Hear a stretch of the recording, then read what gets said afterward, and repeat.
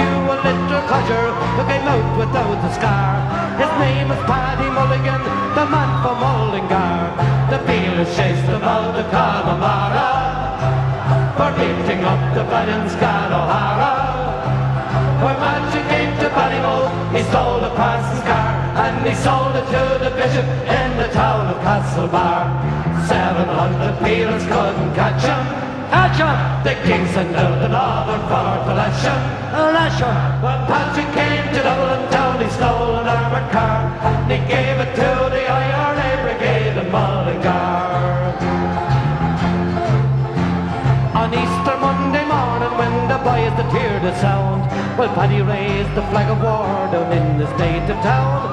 First he went to make his peace with dear old Father Mar. Went out and blew the barracks up on the top of Mullingar. The Bealers chased him out of Connemara for beating up the valiant Stan O'Hara.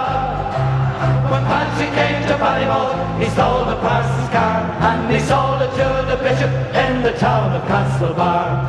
700 Bealers couldn't catch him. Catch him! The king sent out an order for to lash him. Lash him! When Patrick came to Dublin town, he stole an armoured car. He gave it to the IRA brigade in Mullingar. When Ireland takes its place among the nations of the world, our flag of orange, white and green to the four winds is unfurled. You read the roll of honour, you'll find with Amac's car Patrick Sarsfield Mulligan, the man from Mullingar.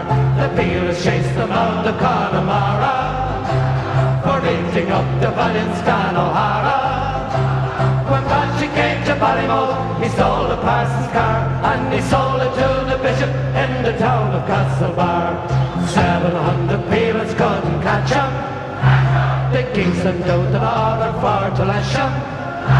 When Patrick came to Dublin town, he stole an armoured car and he gave it to